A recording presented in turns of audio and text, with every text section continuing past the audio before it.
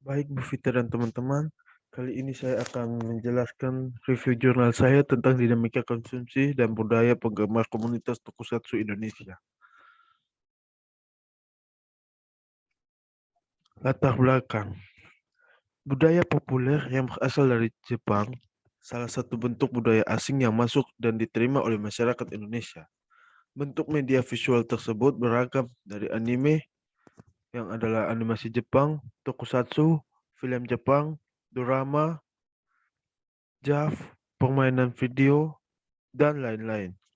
Budaya populer yang berasal dari Jepang tersebut merupakan budaya yang diproduksi dan dikonsumsi secara luas, terutama untuk kalangan generasi muda dengan segmentasi usia di bawah 30 tahun. Hasil dan pembahasan. Komunitas tokusatsu adalah perkumpulan fans dari film dan serial tokusatsu yang tergabung dalam forum internet. Nama komunitas tokusatsu sendiri biasanya disingkat dengan sebutan Komutaku. Komutoku memiliki visi membangun industri tokusatsu di Indonesia. Selain visi mereka, mereka juga memiliki berbagai misi lain untuk menggalang fans tokusatsu, membuka diri pada masyarakat, dan mengikuti acara bertema Jepang.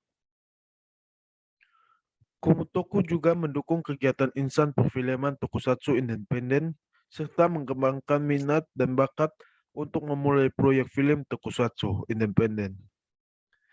Komutaku terus aktif memperkenalkan dan mempopulerkan tokusatsu kepada masyarakat dengan selalu muncul di berbagai kegiatan berbasis budaya Jepang maupun acara-acara budaya populer lainnya.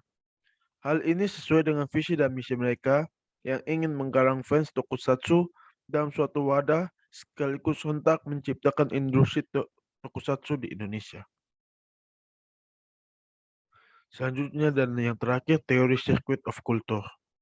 Konsumsi adalah salah satu elemen yang terdapat pada teori circuit of culture, selain produksi, regulasi, representasi, dan identitas. Konsumsi adalah hal penting dalam industri hiburan, khususnya hiburan tokusatsu, dikarenakan dengan konsumsi dari banyak peminat yang menghasilkan uang bagi para pegiat bisnis di industri ini.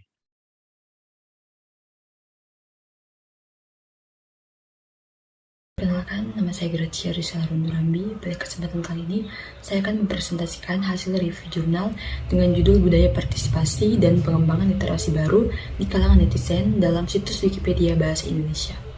Masuk pada bagian pertama dimulai dengan identitas jurnal dengan judul Budaya Partisipan dan Pengembangan Literasi Baru di Kalangan Netizen dalam situs Wikipedia Bahasa Indonesia dengan nama jurnal ilmiah perpustakaan dan informasi yang dibuat pada tahun 2018 dengan penulis Desta Kurniadewi. Berikutnya masuk pada bagian isi jurnal yang diawali dengan latar belakang. Keberadaan internet dan web 2.0 membuat orang-orang aktif berpartisipasi dalam situs ensiklopedia online, yaitu Wikipedia Bahasa Indonesia. Di sana mereka aktif menulis, menyunting, dan memperbaiki artikel dalamnya sesuai dengan ketentuan yang berlaku. Berbagai aktivitas yang dilakukan dan dikembangkan orang-orang dalam situs Wikipedia Bahasa Indonesia telah membentuk suatu budaya yang perlu dipahami secara lebih mendalam. Selanjutnya masuk pada topik pembahasan yang dimana dalam pembahasan ini terdapat 3 poin, dimulai dengan netizen dan budaya partisipasinya. Didukung dengan adanya internet dan web 2.0, keberadaan netizen yang berangkat dari masyarakat biasa kini menjadi pelaku dalam proses distribusi informasi yang dulunya hanya dapat dilakukan oleh produsen. Partisipasi aktif tersebut merupakan suatu bentuk budaya konsumen yang bergerak maju, karena melalui partisipasi aktif tersebut, setiap orang memiliki kesempatan untuk mengambil peran dalam proses produksi, diseminasi, dan interpretasi budaya yang disebut Jenkins sebagai budaya partisipasi. Dan masuk pada poin yang kedua, yakni proses pengembangan budaya partisipasi dalam sirkuit budaya. Hall dalam teori sirkuit budaya mendeskripsikan bahwa dalam berkembangnya suatu budaya terdapat hubungan-hubungan atau koneksi di mana kesatuan ini berkaitan dengan bagaimana makna produksi melalui penggambaran identitas, peristiwa atau kejadian yang berhubungan dengan representasi yang ada di media massa. Oleh sebab itu, berbagai aktivitas netizen yang penuh makna dalam rangka mengembangkan budaya partisipasinya di situs Wikipedia Bahasa Indonesia diungkap melalui momen konsumsi dan produksi dalam sirkuit budaya, di mana kedua momen tersebut saling mempengaruhi karena adanya pemaknaan netizen sebagai aktivitas konsumsi dan produksi yang mereka lakukan. Masuk pada poin terakhir, yakni pengembangan literasi baru dalam proses pengembangan budaya partisipasi.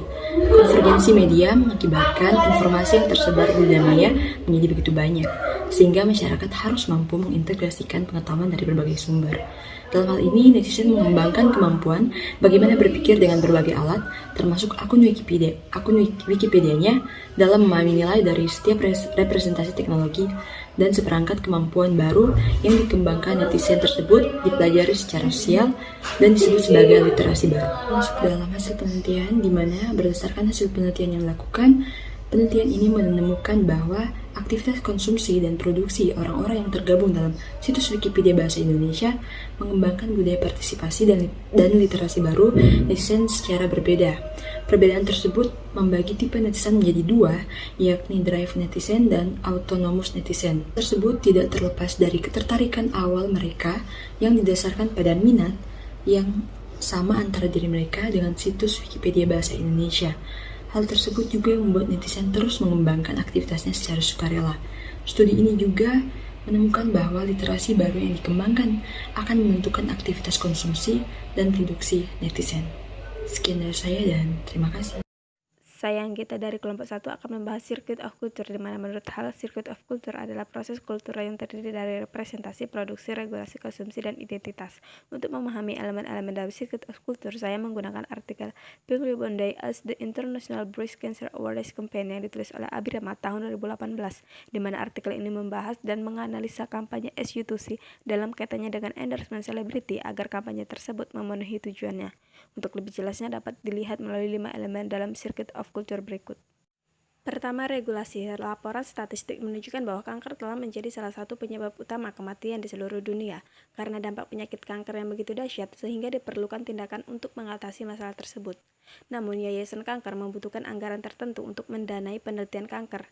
Keterbatasan anggaran untuk penelitian kanker ini kemudian melahirkan munculnya organisasi swasta yang berfokus pada peningkatan kesadaran terhadap kanker dan mengumpulkan sumbangan untuk penelitian kanker melalui kampanye penggalangan dana. 2. Produksi. Pada tahun 2007, sekelompok wanita yang hidupnya telah tersentuh kanker mendedikasikan upaya mereka untuk mendirikan kampanye SU2C. SU2C mengadakan siaran fundraising telethon atau acara penggalangan dana di Amerika Serikat dan Kanada serta konser musik di Inggris. Acara penggalangan dana SU2C dan konser musik ini mengumpulkan selebriti dan musisi terpilih untuk berbagi kisah hidup dan pengalaman mereka melawan kanker. Dengan melibatkan musisi dalam kampanye ini, menunjukkan bahwa kekuatan musik telah menjadi kendaraan hiburan yang paling sukses untuk mengadvokasi perubahan sosial. Kampanye itu sendiri secara strategis menggunakan format telethon di Amerika Serikat dan Kanada karena memungkinkan untuk menangkap perhatian audiens. Penggunaan format telethon untuk produksi mungkin dipengaruhi oleh pengetahuan bahwa rata-rata orang Amerika menghabiskan hingga 5 jam untuk menonton televisi perharinya. SU2C telethon juga menempatkan pada selebriti menjadi pusat perhatian untuk berbagi pengalaman hidup mereka dalam memerangi kanker. Ikatan emosional antara cerita yang dibagikan oleh selebriti dapat meningkatkan jumlah penonton karena mereka dapat mengidentifikasi perjuangan mereka dengan selebriti dan menjadikan selebriti tersebut sebagai panutan. 3. Representasi. Kampanye SU2C dimaksudkan untuk mengumpulkan sumbangan untuk mendanai lembaga penelitian kanker. Logo kampanye SU2C itu sendiri menggunakan panah ke atas alih-alih inisial U, dan di situs web SU2C UK digunakan 3 panah ke atas. Setiap tanda seperti panah ini memiliki arti tersendiri. Dalam konteks ini, panah ke atas menandakan bahwa ada rasa harapan untuk bangkit bersama melawan kanker. 4. Konsumsi. Berdasarkan liputan media, terutama yang berfokus pada pidato emosional Pierce Brosnan di telethon dan berdasarkan jumlah donasi yang cukup besar, dapat disimpulkan bahwa Brosnan dan kampanye telah berhasil menarik perhatian audiens dalam menyampaikan makna yang diinginkan. Audiens yang bersedia mendukung kampanye dan menyumbang untuk kampanye ini dikategorikan sebagai preferred audience. Ada juga kemungkinan penonton yang hanya berdiri, menunjukkan kepada siapa mereka berdiri tanpa memberikan sumbangan apapun. Kelompok audiens ini dikategorikan sebagai negotiation audience. Dan meskipun tidak ada bukti yang valid, ada juga penonton yang tidak melakukan apapun untuk mendukung kampanye tersebut atau memberikan sumbangan apapun. Kelompok audiens ini adalah optional audience yang menolak dan tidak bersedia memenuhi isi pesan. Terakhir, identitas. Terlihat dari hasil kampanye bahwa ada kelompok orang yang peduli dengan penderitaan mereka yang terkena kanker. Dari beberapa panah ke atas yang digunakan pada logo SU2C mengidentifikasi bahwa jika suatu masyarakat bersatu dan bertindak, mengalahkan kanker melalui terobosan dalam penelitian bukanlah hal yang mustahil. Posisi di identitas preferred audience menjadi bukti bagi mereka yang terkena kanker bahwa masih ada rasa memiliki dari anggota keluarga atau masyarakat melalui simpati dan dukungan mereka. Juga terlihat adanya sekelompok orang yang terkena kanker yang mengidentifikasi diri mereka sebagai survivor kanker. Para penyintas kanker ini percaya bahwa mereka bertahan karena dukungan orang-orang di sekitarnya dan didukung oleh perasaan yang tidak sendirian. Terima kasih. Perkenalkan, saya Desi Aviani. Di sini saya akan mereview jurnal yang berjudul Fashion Muslimat Kelas Menengah sebagai Identitas Budaya Pop. Jurnal ini ditulis Ahmad Faiz Muntazori pada tahun 2016. Yang melatar belakangi penelitian ini adalah perkembangan industri fashion muslimat di Indonesia begitu pesat. Banyak dipengaruhi oleh beberapa hal, diantaranya adalah perkembangan media yang bertema fashion khusus muslimat. Fashion bagi kelompok menengah muslim tidak lagi digunakan sebagai penutup aurat saja, namun juga agar mereka tetap tampil trendy dan modis. Melihat dari fenomena ini, peneliti tertarik untuk mengkajinya secara lebih mendalam.